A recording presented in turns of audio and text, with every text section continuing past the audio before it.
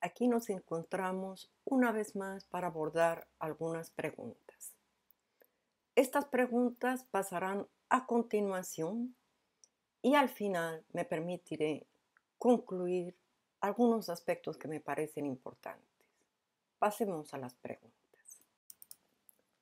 ¿Por qué los huevos son de tallas diferentes en Josefina?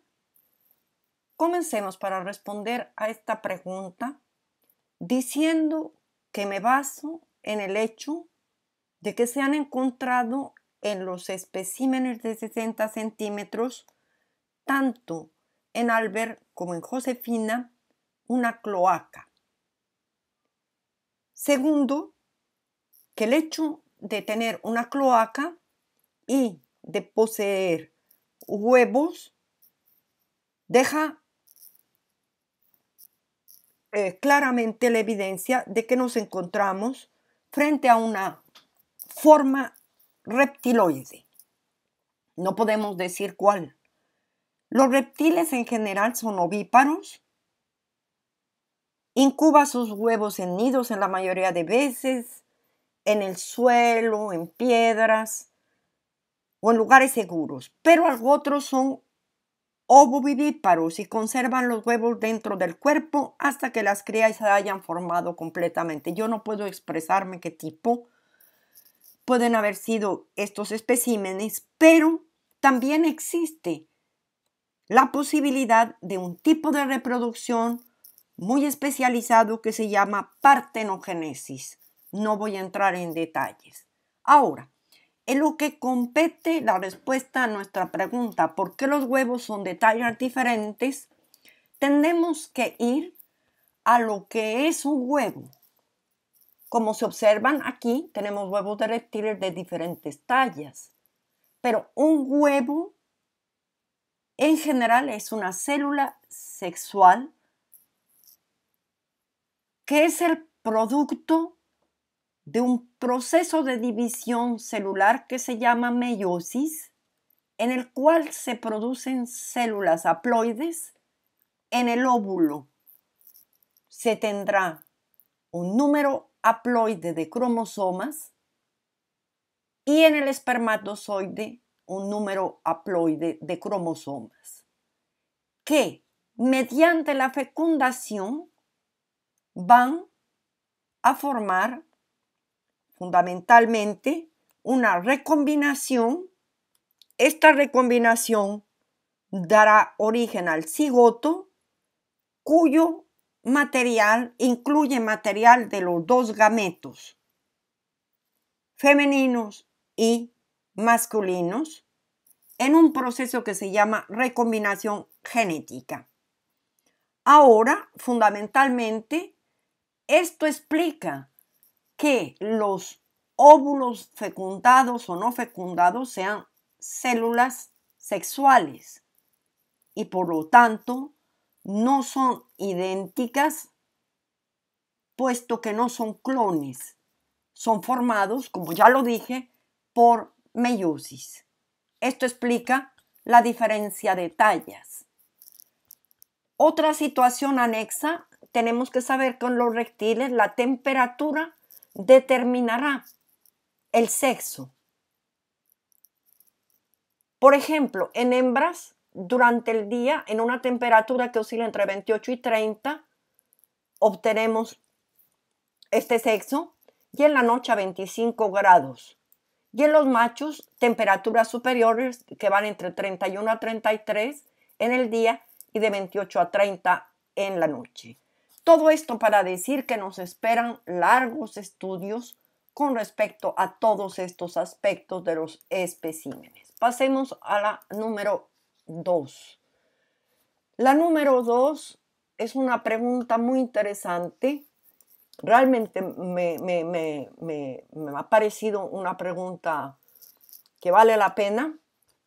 Es una pregunta que permite relativamente explayarse desde el punto de vista de la genética y además, sobre todo, nos permitirá también ir un poquito más lejos dentro de lo que es las implicaciones de este hallazgo.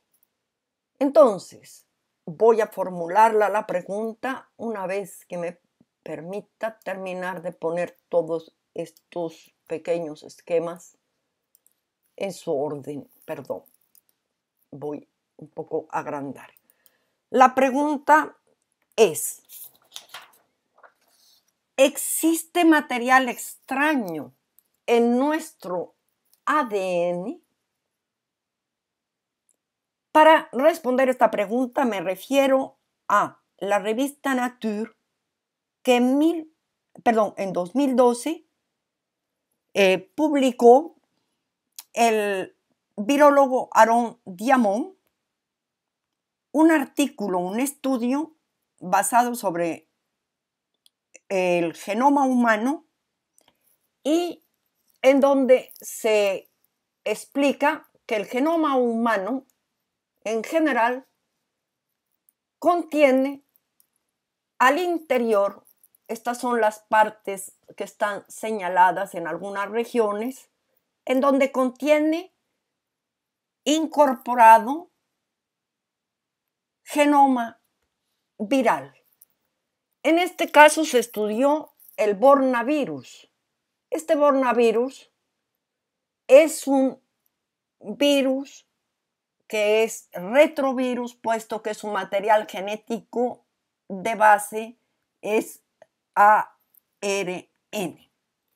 Ahora, una vez dicho esto, volvamos un poco a nuestra situación. El descubrimiento muestra que este tipo de virus ARN puede actuar como, si se puede decir, un retrovirus e integrarse de manera estable como huésped de nuestros genes.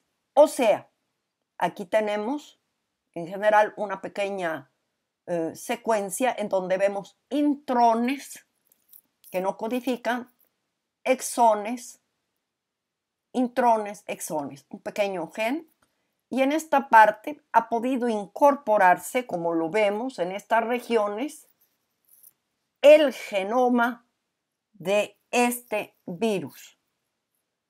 Para concluir, podemos decir que el conocimiento de nosotros mismos como especies ha sido un poco mal interpretado, como lo dijo Robert Gifford. Así que tratamos de no darnos cuenta de que el ADN humano ha evolucionado gracias a la contribución de las bacterias, de virus y de otros microorganismos, y que nuestras defensas inmunológicas han utilizado el material de estos virus o de estas bacterias, sobre todo para fortificar nuestras defensas inmunológicas y protegerse de las infecciones.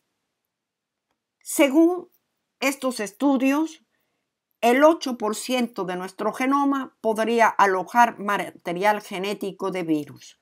Pero no hay que olvidar que el proyecto ENCODE está trabajando en los intrones, estas regiones globulares del ADN, en donde posiblemente podría aumentarse esta cantidad o porcentaje de material extraño en nuestro ADN. O sea, sí poseemos material extraño proveniente de virus, de bacterias y de microorganismos. Pasemos a la pregunta siguiente. La pregunta siguiente que se me ha hecho es: ¿cuál es la similitud y las diferencias entre el cerebro de un cerdo, el cerebro del hombre? Me he permitido ir más lejos para responder esta pregunta y me he permitido, en términos generales, alargarme un poquito e irme fundamentalmente no solo a analizar el cerebro del hombre, sino también entrar en la parte de lo que es el cerebro del delfín, aunque no haya hecho parte de la pregunta. Primero, pasemos rápidamente. En conceptos antiguos de biología que han sido superados, se pensaba que la talla de un cerebro determinaría la inteligencia de una especie, cuestión que en este momento se ha rebatido y que se da prioridad a la cantidad de conexiones nerviosas que posee el cerebro. Aquí vemos el cerebro de un cerdo que es inferior 3 veces a la talla de un cerebro humano. Y aquí vemos un delfín que posee una talla aproximadamente 2 veces inferior a la del cerebro humano. Ahora, un análisis completo del genoma del cerdo publicado por la revista Nature, en general, con David Milán, jefe del Departamento de Genética Animal del Instituto Científico de Investigación Agronómica de Francia, comparó el genoma del cerdo doméstico con el hombre, el ratón, el perro, el caballo y la vaca. ¿Qué concluyeron? Que el cerdo puede estar cercano al hombre desde el punto de vista anatómico y fisiológico, puesto que tiene, sí se puede decir, similitudes, tales como no poseer vellosidades en la piel y poseer una similitud en alguna constitución morfológica de órganos como el corazón. Sin embargo, estos análisis del genoma revelan también que a pesar de tener características comunes como compartir ciertos genes que están ligados a el gusto, existen genes que están ligados con el olfato que son superiores en el cerdo. En aproximadamente 1300 genes es superior las regiones del cerdo a nivel del olfato. El análisis genómico muestra que los cerdos tienen menos genes codificadores para la recepción del sabor amargo que los humanos y que los genes implicados en la percepción de algunos sabores dulces son diferentes entre el cerdo y el hombre. Estos cambios explican fundamentalmente la diferencia entre el cerdo y el humano a nivel cerebral. Ahora, una situación que es muy importante que digamos es que, contrariamente, en lo que respecta al delfín, se han hecho estudios profundos del genoma del delfín que se llama nariz de botella y se ha podido confirmar que al igual que en los seres humanos, aquí tenemos el cerebro del delfín nariz de botella, una buena parte de la composición genética, en este caso, se dedica a la elaboración del sistema nervioso. Por lo tanto, los genetistas miraron aproximadamente 228 secuencias de genes comparativas con humanos, elefantes, perros, caballos y vacas. ¿Y qué fue lo que descubrieron? Que 100 secuencias aproximativamente son comunes entre el delfín y el hombre. Y estos dos son diferentes completamente con perros, caballos, vacas y elefantes. Además, que aproximadamente el 10% de estos cambios estaban relacionados exclusivamente con el sistema nervioso, tanto en los delfines, tanto en los humanos.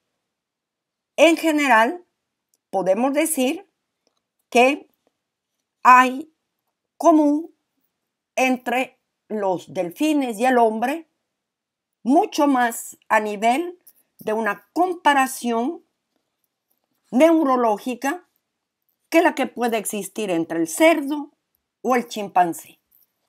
Pasemos a la siguiente pregunta.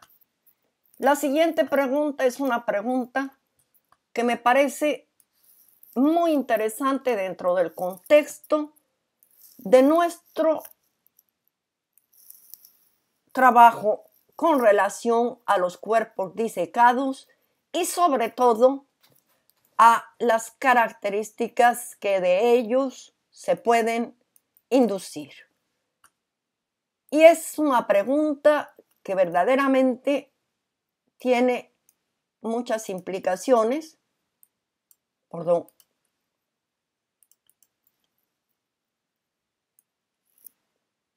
Puesto que vamos a hablar, para recordarnos un poquito de ciertos términos que ustedes relativamente, si no es que los identifican 100%, ya saben que existen. Primero, la pregunta es una pregunta muy importante. ¿Qué hay en común entre los reptiles y el hombre? Me atrevería a decir que para contestar esta pregunta tengo que remontarme a decir que el linaje de los amniotas se dividió en reptiles y mamíferos hace cerca de 320 millones de años en el periodo Carbonífero. En la actualidad, los mamíferos cuentan alrededor de 4.500 especies y los reptiles con unas 17.000. El estudio profundo de la evolución de los organismos amniotas fue hecho a través del análisis de un espécimen, de un pequeño lagarto, que estamos observando, y este pequeño lagarto reptil fue analizado su genoma y sobre todo comparado con genes en general de ciertos mamíferos para poder comparar cuáles son las diferencias y semejanzas. Ahora, este análisis comparativo de este lagarto con el de los animales conocidos aporta primero que tiene un genoma muy ágil, con gran capacidad de cambio. ¿Por qué? Porque si tenemos aquí un segmento de ADN con los exones, que ya sabemos producen proteínas gracias al ARN mensajero, y los intrones, que en principio no codifican proteínas, en estas regiones se encuentran otros genes que se llaman transposones. Estos transposones son lo que se llaman genes saltarines. ¿Qué pasa? Que van a saltar, van a incorporarse en las regiones de los exones con gran movilidad. ¿Qué pasa? En principio están contenidos dentro de los intrones. ¿Qué fue lo que se encontró? Lo que se encontró es que tienen una gran capacidad de cambio, ya que tiene el genoma en general con una cantidad de transposones. Y fundamentalmente, estos fragmentos móviles de ADN fueron los que en un momento de la evolución pudieron hacer copiarse y pegarse por sí mismo a lo largo del genoma. En los seres humanos, muchos de estos llamados genes saltarines, estos que van a saltar, que van a incorporarse, no existen, se han fijado, no están móviles, como en el caso de los lagartos. Los lagartos tienen una biblioteca viviente de elementos de transposición. Explica Jessica Alfondi, coautora del estudio e investigadora del Board Institute. Los investigadores compararon estos elementos móviles del genoma humano con los del reptil llamado Anolis verde y descubrieron que cerca de 100 de las secuencias no codificantes, o sea, los intrones del genoma humano, provienen de estos genes saltarines de los reptiles. Por lo tanto, mucha investigación nos faltará para completar nuestro trabajo en lo que concierne los cuerpos disecados. Pasemos a las conclusiones. Terminemos diciendo que hay que tener claro que la ciencia es objetiva. ¿Qué quiere decir objetiva? Que se basa en pruebas.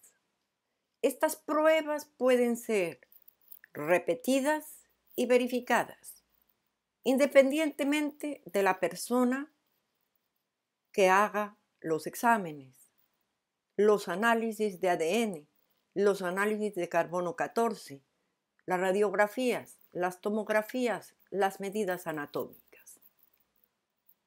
Entonces, este método es un método científico. Ahora, existen opiniones que son subjetivas. Dentro de estas opiniones pueden haber opiniones verdaderas y opiniones falsas. Pero detrás de estas opiniones no existen pruebas.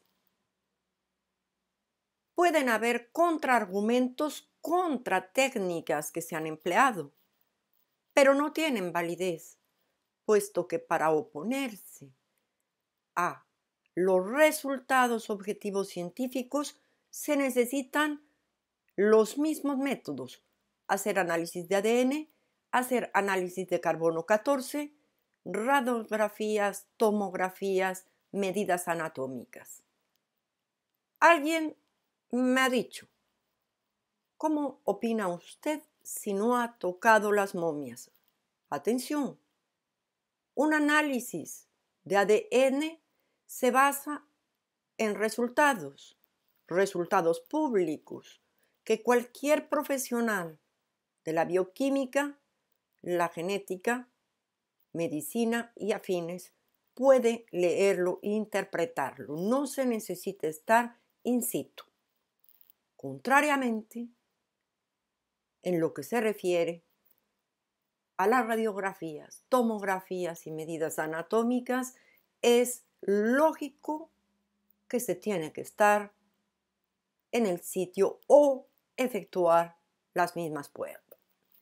Todo esto para decir que existe un debate que no se debe entrar en lo que a mí compete a confrontar.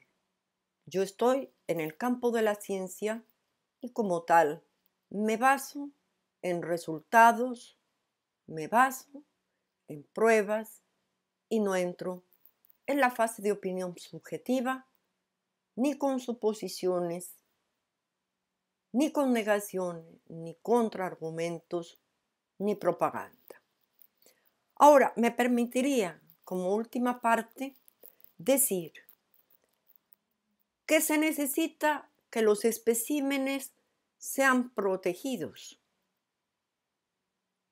que sean conservados, puesto que se pueden degradar, que se necesita en general que se permita un acceso completo, como ha sido solicitado por el equipo privado internacional de Tercer Milenio, porque solamente de esta manera las personas científicas interesadas tienen acceso y se podrán confrontar los resultados. Agradezco vuestra atención, agradezco vuestra suscripción y os espero en mi próximo programa que para hacer un poquito de recreación será sobre la clonación. Y después haré un último programa con las últimas preguntas que me quedan concerniente a los cuerpos disecados de Nazca. Gracias.